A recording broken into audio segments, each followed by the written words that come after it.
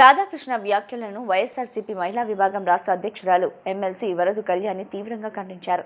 ఆయనను అరెస్టు చేయాల్సింది పోయి CM Chandrababu, deputy CM Pavan Kalyan, మంత్రి లోకేష్, హోంమంత్రి అనితలు సమర్థించడం సిగ్గుచేటన్నారు. చంద్రబాబు ప్రణాళిక ప్రకారమే ఈ వ్యాఖ్యలు చేయించారని ఆరోపించారు.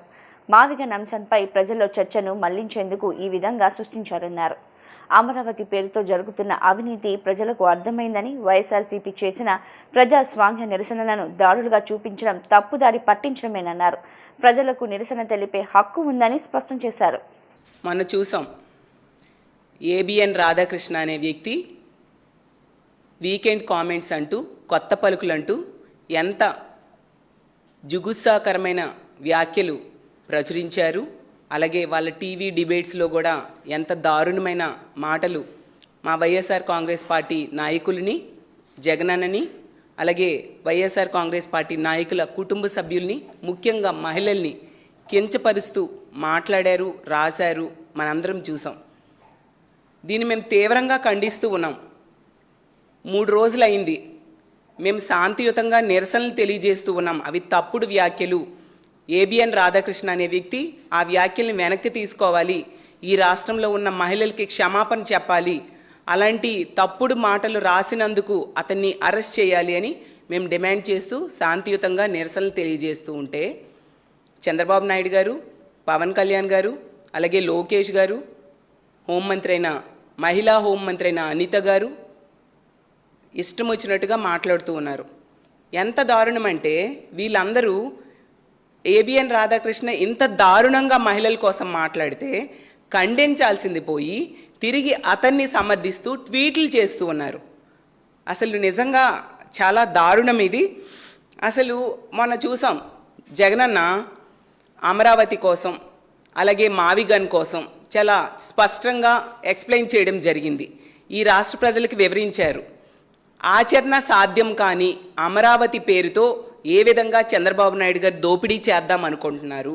అలాగే మావిగన్ అనేది మచిలీపట్నం, విజయవాడ, గుంటూరు కలిపి ఒక గ్రోత్ కారిడార్ ఏర్పాటు చేస్తే అమరావతి కోసం చేసే అప్పు చంద్రబాబు నాయుడు గారి లెక్క ప్రకారమే 1,00,000 ఎకరాల భూమికి ఎకరాకి 2 కోట్ల చొప్పున 2 లక్షల కోట్ల రూపాయలు అప్పు చేసి భావితరాల మీద అప్పు భారం పడే కంటే అందులో 10% డబ్బులు ఖర్చు పెడితే ఇక్కడే ఉన్న ఈ మావిగన్ ఎంతో బ్రహ్మాండంగా రాజధానిగా అభివృద్ధి చెందుతుంది. ఎయిర్ కనెక్టివిటీ ఉంది, అలాగే సీ కనెక్టివిటీ ఉంది, పోర్ట్ ఉంది, అలాగే తీసుకుంటే రోడ్ కనెక్టివిటీ, విశాలమైన హైవే రోడ్స్ ఉన్నాయి అని చెప్పి ఒక మంచి ప్రతిపాదన చేశారు. దాని మీద ఈ రాష్ట్రంలో ఉన్న ప్రజలందరూ కూడా చర్చ మొదలైంది. నిజమే కదా, జగన్ గారు చాలా కరెక్ట్ అయిన పాయింట్ చెప్పారు. చంద్రబాబు నాయుడు గారు ఇంత అవినీతి చేస్తున్నారు, అమరావతి పేరుతో ఇంత దోపిడీకి ప్లాన్ చేస్తున్నారని ప్రజలందరూ ఈరోజు చర్చించుకుంటూ ఉన్నారు. ఎందుకంటే కేవలం మౌలిక వసతుల కోసమే 2 లక్షల కోట్లు ఖర్చు పెడితే, ఇంకా నిర్మాణాల కోసమైతే స్క్వేర్ ఫీట్కి 14,000 వీళ్ళు కోట్ చేస్తూ ఉంటే, దేశ రాజధాని ఢిల్లీ లాంటి ప్రాంతంలోనే స్క్వేర్ ఫీట్ 4,000కే అక్కడ నిర్మాణం జరుగుతూ ఉంటే, ఇక్కడ అన్ని వస్తువులు, నీరు, కరెంటు, ఇసుక అన్నీ ఫ్రీగా ఇస్తూ అంత ఎక్కువ 14,000 కోట్ చేస్తూ ఉన్నారంటే మిగతా 10,000 ఎవరి జోబుల్లోకి వెళ్తున్నాయి అనేది రాష్ట్ర ప్రజలకు స్పష్టంగా అర్థమైంది. చంద్రబాబు నాయుడు గారికి కూడా అర్థమైంది ఏంటంటే, జగనన్న చేసిన ఈ ప్రతిపాదన వలన ఈ రాష్ట్ర ప్రజల్లో చంద్రబాబు నాయుడు గారి మీద తీవ్రమైన వ్యతిరేకత వచ్చింది.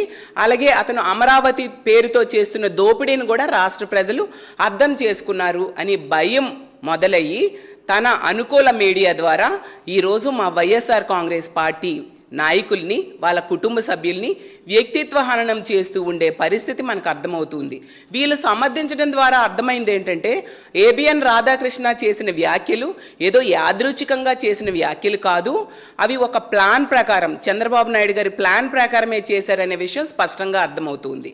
జగనన్న ఏ రోజైతే మావిగన్ అనే ఒక గ్రోత్ కారిడార్ గురించి చెప్పారో వెంటనే వాళ్ళ అనుకూల మీడియా ద్వారా ఇష్టం వచ్చినట్టుగా మాట్లాడించడమే కాకుండా హోంమంత్రి అయిన అనిత గారు అవ్వచ్చు, పట్టాభి అవ్వచ్చు, ఇష్టమైన తిట్లు తీడుతూ చాలా దారుణంగా అనుచిత వ్యాఖ్యలు చేయడం మనందరము చూసాం. ఇలాంటి మాటల్ని చూసి భరించలేక ఆత్మాభిమానం దెబ్బతిని మా పార్టీ నాయకులు ఎవరైనా రెస్పాండ్ అయితే వాళ్ళని టార్గెట్ చేస్తూ వాళ్ళ మీద ఒక ముద్ర వేసేసి వాళ్ళు మావిగన్ అనే పదం మాట్లాడకుండా అలాగే దాని గురించి ఆలోచించకుండా వ్యాఖ్యానించకుండా ఉండేట్టుగా చేయడం కోసం పథకం ప్రకారం కుట్ర పన్నుతూ ఉండే పరిస్థితి మనం చూసాం. కానీ మా వైఎస్ఆర్ కాంగ్రెస్ పార్టీ నాయకులకి ఆత్మాభిమానం ఉంది. మీరు అంత దారుణంగా మమ్మల్ని అనుచిత వ్యాఖ్యలు చేస్తూ ఉంటే చూస్తూ ఊరుకోం, కానీ శాంతియుతంగా నిరసన తెలియజేశారు. ఇంత దారుణంగా ఇంత జుగుత్సాకరమైన వ్యాఖ్యలు మహిళల కోసం మాట్లాడడాన్ని మీరు ఎలా సమర్థిస్తూ ఉన్నారు? దాన్ని అది తప్పు అని చెప్పి మా పార్టీ నాయకులు హైదరాబాద్లో శాంతియుతంగా నిరసన తెలియజేస్తే మా ఎంపీలు అవ్వచ్చు, ఎమ్మెల్యేలు అవ్వచ్చు, మాజీ మంత్రులు అలాగే ఎమ్మెల్సీలు అందరూ వెళ్ళి శాంతియుతంగా నిరసన తెలియజేస్తే దాన్ని ఈరోజు దాడిగా చిత్రీకరిస్తున్నారు చంద్రబాబు నాయుడు గారు. ఎంత దారుణం! అసలు మనం ప్రజాస్వామ్య దేశంలో ఉన్నామా లేదా? ప్రజాస్వామ్యంలో శాంతియుతంగా నిరసన తెలియజేసుకునే హక్కు ప్రజలకు లేదా అని నేను అడుగుతూ ఉన్నాను. చంద్రబాబు నాయుడు గారు అంటారు ఎంత దారుణంగా సపోర్ట్ చేస్తూ ఉన్నారంటే, ఒక ముఖ్యమంత్రి స్థాయిలో ఉన్న వ్యక్తి, ఒక 75 ఏళ్ళ వయసున్న వ్యక్తి ఇంత తప్పుడు వ్యాఖ్యలు ఏబిఎన్ రాధాకృష్ణ మాట్లాడితే దాన్ని సమర్థిస్తూ ఇదంట ఎడిటోరియల్ అంట, సంపాదకీయంలో భాగము అంట. అసలు సంపాదకీయం అంటే కూడా మీకు తెలియదా చంద్రబాబు నాయుడు గారు అని నేను అడుగుతూ ఉన్నాను. అసలు సంపాదకీయంలో అసలు జర్నలిస్టులు అనేవాళ్ళు ఎంతో విజ్ఞతతో రాయాలి, అలాగే విజ్ఞానం అందించేట్టుగా ప్రజలకి విజ్ఞానం అందించేట్టుగా రాయాలి తప్ప ఇలా పడని పార్టీ నాయకుల కుటుంబ సభ్యుల్ని ముఖ్యంగా మహిళల్ని వ్యక్తిత్వ హననం చేస్తూ ఇంత దారుణంగా దిగజారుస్తూ మాట్లాడి మీరు రాస్తే దాన్ని మీరు ఎలా సమర్థిస్తున్నారు చంద్రబాబు నాయుడు గారు అని నేను అడుగుతున్నాను. మా పార్టీ నాయకులు జగనన్న చెప్తేనంట వాళ్ళ భార్యల్ని చెల్లెలు అనుకొని వాళ్ళకి వేరే పెళ్ళిళ్ళు చేయడం అనేదంట సంపాదకీయం అంట. అసలు ఈ మాట సంపాదకీయము, ఇలాంటి జుగుత్సాకరమైన వ్యాఖ్యల్ని సంపాదకీయం అంటూ మీరు సమర్థిస్తూ ఉంటే ఇందులో న్యాయం ఉందా? అసలు ఇది ఎంత దుర్మార్గం! అంటే మీరు రాజకీయం కోసం దేనికైనా దిగజారిపోయి ఎలాంటి తప్పుడు వ్యాఖ్యలైనా మీరు సమర్థిస్తారా అని నేను అడుగుతూ ఉన్నాను. అలాగే తీసుకుంటే శాంతియుతంగా మా పార్టీ నాయకులు ధర్నా చేస్తే దాన్ని దాడిగా చిత్రీకరిస్తూ దాన్ని ఏబిఎన్ రాధాకృష్ణ చేసిన వ్యాఖ్యల్ని అలాగే వీళ్ళు పథకం ప్రకారం చేసిన కుట్రని సమర్థించుకోవడానికి ప్రయత్నిస్తూ ఉండే పరిస్థితి. దాడి అంటే ఏంటి?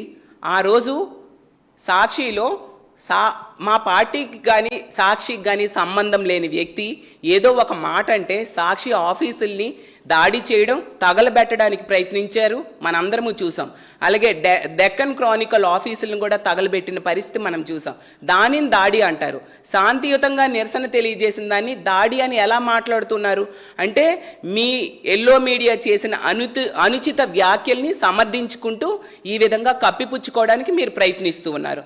మాట్లాడితే చంద్రబాబు నాయుడు గారు అంటూ ఉంటారు, జగనన్న కుటుంబ సభ్యుల గురించి మాట్లాడుతూ ఉంటారు. అసలు ఆ మాట అనే అర్హత మీకు ఉందా చంద్రబాబు నాయుడు గారు అని నేను అడుగుతూ ఉన్నాను. ఎందుకంటే మీ ఇంట్లో కూడా కుటుంబ సభ్యులు ఉన్నారు కదా. తల్లి చెల్లి గురించి మాట్లాడితే మీరు మాట్లాడి ప్రజల్ని పక్కదోవ పట్టించడానికి ప్రయత్నిస్తూ ఉన్నారు. మరి మీ హెరిటేజ్ షేర్స్లో మీ అక్క చెల్లెమ్మలకి ఎన్ని షేర్స్ ఇచ్చారు చంద్రబాబు నాయుడు గారు? ఇది మేము చాలాసార్లు మేము అడిగాం, మీరు సమాధానం ఎందుకు చెప్పట్లేదు?